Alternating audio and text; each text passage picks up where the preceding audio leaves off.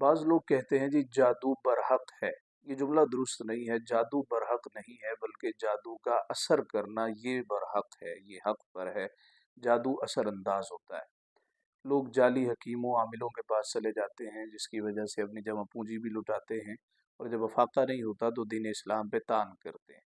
دیکھیے، اس مختصر سی ویڈیو میں ظاہر ہے ڈیٹیل تو بیان نہیں کی جا سکتی، مختصراً میں چند باتیں آپ کی خدمت میں پیش کرتا ہوں کہ آپ پر جادو ہوا یا نہیں ہوا۔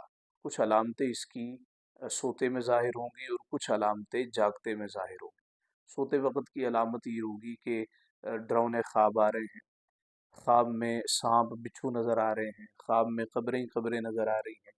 تو پریشان خواب یا سوتے میں انسان کو گھٹن کا احساس ہو رہا ہے، یہ ایک علامت ہو سکتی ہے۔ جاگتے ہوئے جادو کی کیا علامت ہو سکتی ہے کہ ذکر اذکار کو دل نہیں کرتا، قرآن شریف کھول کے بیٹھے تو دل کرتا ہے اس کو بند کر دیا جائے، اذان کی آواز سے انسان بدکتا ہے اور اس کے سینے میں گھٹن محسوس ہوتی ہے، یا گھر میں خون کے چھینٹے نظر آتے ہیں، یا چیونٹیوں سے بڑی چیونٹیاں جس کو چیونٹا کہہ سکتے ہیں، یہ کثیر تعداد میں گھر میں رونما ہوتے ہیں۔ جسم پہ سوئیاں وغیرہ چبھنا شروع ہو جاتی ہیں، کسی چیز کو دل نہیں کرتا اور انسان اداس پریشان رہتا ہے، یہ جاگتے ہوئے اس کی کچھ علامات ہیں۔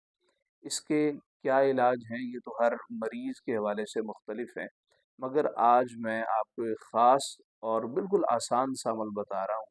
آپ خود کر لیجئے، کسی نیک سالے سے کہیے وہ یہ عمل کر دے۔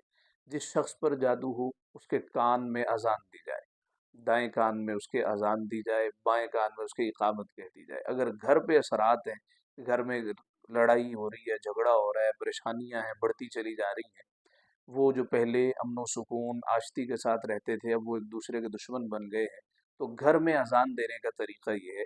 جب آپ نے گھر میں داخل ہونا ہے تو گیٹ میں آپ جب انٹر ہوں گے تو دائیں طرف آپ نے اپنا رخ کر لینا ہے، جو پہلا کونا ہے وہاں پہ آپ نے کھڑے ہو کے بآواز بلند اذان دینی۔ اسی رخ پہ آپ نے سیدھے چلے جانا ہے اور سامنے والے کونے میں یعنی آپ کے دائیں طرف آپ نے وہاں بآواز بلند اذان دینی۔